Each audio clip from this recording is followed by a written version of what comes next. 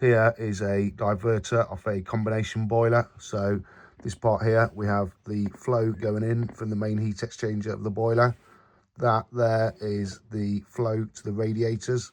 That is the domestic hot water outlet. A pressure sensor there, a thermistor there for the hot water temperature.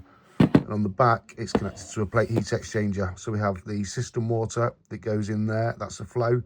And that is the domestic hot water side of the heat exchanger going back down there to your taps. So we have this cartridge inside, which moves up and down like that. Oops, until it broke. But the motor powers that down, which then has water, lets it go through there to the radiators.